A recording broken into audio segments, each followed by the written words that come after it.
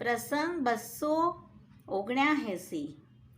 પ્રિય જે દિશામાં હોય તે દિશા પર પ્યાર। જ્યારે શ્રી ગોકુલે શ્રી ગોકુલથી કે શ્રી ગોવર્ધનથી કોઈ અન્ય સ્થળે પધારતા ત્યારે સ્નાન સમયે પોળતી વખતે શ્રી ગોકુલની શ્રી ગોવર્ધનની દિશા સેવકને પૂછતા કે કઈ દિશામાં છે। ત્યાર પછી તે દિશાએ બેસીને સ્નાન કરે અને તે દિશાની સરાહના એટલે કે વખાણ કરે કે આ તો પ્રભુ સંબંધી દિશા છે। એ દિશાએ બેસી સર્વ પદાર્થ કરીએ। શિક્ષા માટે આપ આવું જ્ઞાન આપે, નહીતર સર્વજ્ઞ શિરોમણી શું દિશા ન જાણે? પ્રેમ કંઈ ઓર ચીજ છે। પ્રેમ જેમાં ચોટ્યો હોય ત્યાં ને ત્યાં હૃદય રહે। અહીં શ્રી ગોકુલેશનો શ્રી ગોકુલ પર અને શ્રી ગોવર્ધન પર પ્રેમ છે।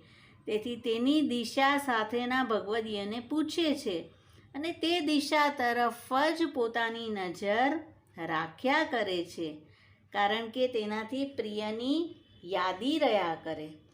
તે દિશાને ભાગ્યશાળી ગણીને તેની સરાહના કરે છે।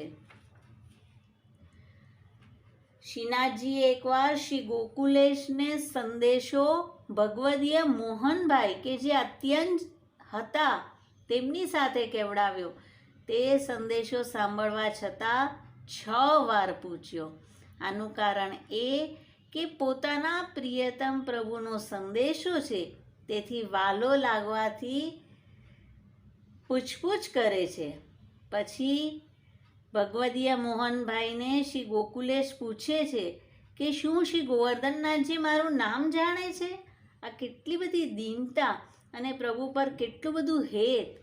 આપ પધારતા તો પણ ચાલતા ચાલતા જ્યાં સુધી શ્રી ગોકુલ શ્રી ગિરિરાજજી દેખાય ત્યાં સુધી એકી ટસે ટગર ટગર નિરખ્યા કરતા।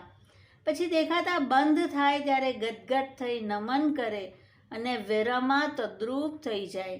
જેમ નટ દોરડા પર નાચે પણ નીચે હજારો માણસ હોય, ઢોલ વાગતા હોય, તેની નજર ન ચૂકે, તેમ શ્રી ગોકુલેશ ગમે ત્યાં બિરાજે પણ આપની આંતરદ્રષ્ટિ સર્વ રીતે શ્રી વ્રજભૂમિ તરફ જ રહેતી।